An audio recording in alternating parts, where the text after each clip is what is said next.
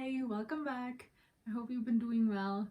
Today I wanted to do a travel tag so we can remember all the nice memories we made back when we were traveling and hopefully to get excited for the future travel that we will do after the situation calms down. So I found these questions on a blog and I'll leave the link down below so you can check them out.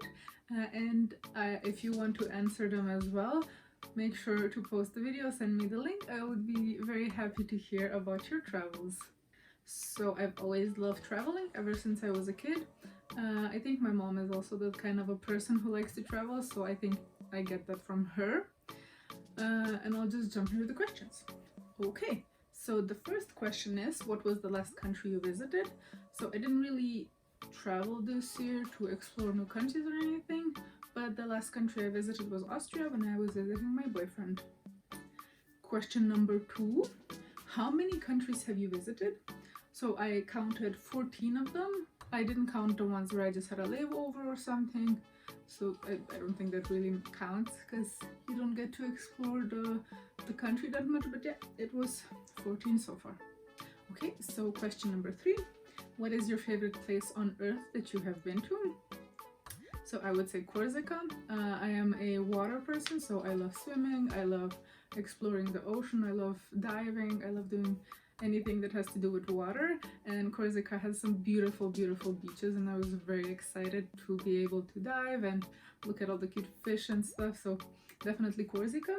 But I would also say big cities because I come from a country that has small cities and a very small population, so cities like New York, London, Toronto, Washington DC, all of those were amazing to see, and it was definitely a new experience to see that many people. Question number 4, favorite place in your home country? I would have to say the capital, Ljubljana, because it is a big city, you have everything that you need, but it's also very beautiful. There's a lot of greenery, a lot of parks, a lot of nature, and you can basically go to the seaside if you want to, it's very close. You can go to the mountains if you want to, it's very close, and I would say it's kind of has the perfect position for that.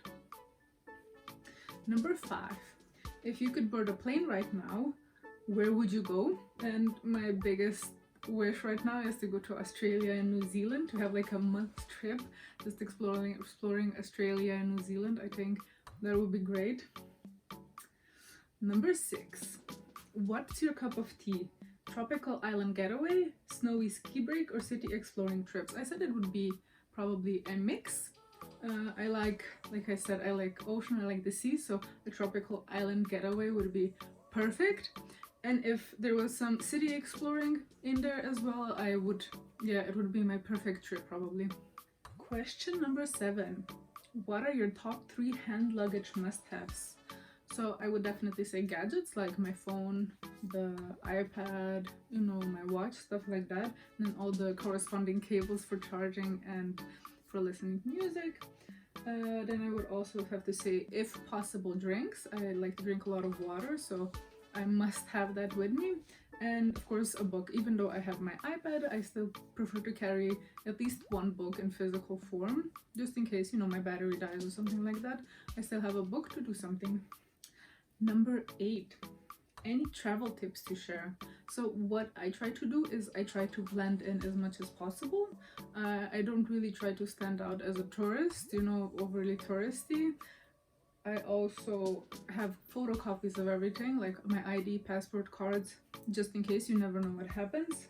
I try to make sure to learn about local laws, and of course if there are any spaces that are dangerous that you shouldn't go as a tourist, and then I try to avoid those. Number 9, most embarrassing moment abroad. Okay, so I have a funny story. When I was, I think, 12, my mom took me and a couple of her students to London, and we were staying in a hostel. My mom was trying to figure out some issues at the reception area, and we were just waiting, for her to finish, and we were just sitting outside in the corridor chilling. And this guy comes along with, his own way of expressing himself through his clothes, and we were very young back then, we didn't really think about the things we said, and we started gossiping about him, like, oh, look at his clothes, which now I know it's not okay to do, but as a 12-year-old I didn't know. And so we gossip about this guy, you know, not very nice things. And he turns around to us and he goes in perfect Slovene, "Good evening, ladies." And I think that was the most embarrassing thing ever. Yeah, if that, you know, if that person sees this video, I'm very sorry about that. But it was definitely a learning experience, you know. So yeah, I apologize now. Number 10 is the biggest disappointment. I would have to say it was LA, California. I think I didn't plan enough days for LA because it is such a big city, and I didn't really plan on what I wanted to see. So it just kind of ended up being, you know, just a lot of driving and not a lot of experiencing the LA life. So I really want to redo that because I think it was my fault for not planning it efficiently. Number 11, the nicest surprise. I think that was Corsica because I didn't really have high expectations, you know. I didn't really know what to expect, and it turned out to be a beautiful, beautiful island, and I really hope to go there again. Number 12, 3 places at the top of the travel bucket list. So I would definitely say Australia, New Zealand, and I would really, really like to go back to London. Number 13, favorite food discovery.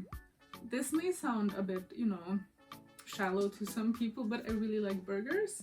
And while I was in California, I had the Super Duper burger, and it was a very good burger. And I think, yeah, Americans do burgers very, very well. Number 14, why do you travel? I travel to learn about new cultures, to see how other cultures work in different places. I also travel for enrichment, my own personal enrichment, and then to just learn about the world and the workings of the world and the people in the world. Number 15, what 3 things would you take on holiday traveling if you could? So the first one would definitely be my dog. I don't know if she would enjoy traveling, but I want her to see and experience as many things as she can. I would also have to say my car because I'm very comfortable in it, I'm very used to it, and I wish I could just take it onto a plane and just drive around wherever I am with my car. And then the third thing would be a device that would be able to perfectly recreate a memory, you know, so standing on a sandy beach, hearing the waves, you know, just in my room. I think that would be perfect. So if anyone can do that, please let me know. Number 16, have you picked up any phrases from traveling?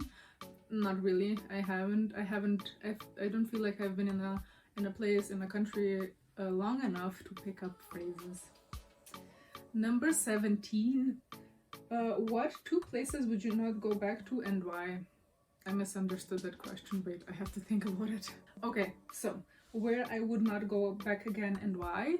I could only think of one place, and that would be Bulgaria.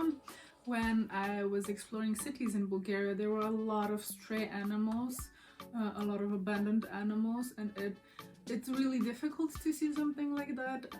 We also visited a zoo, a very, very cheap zoo, and the animals there were suffering, and so I would not go back to Bulgaria because of that reason, because of the animals there.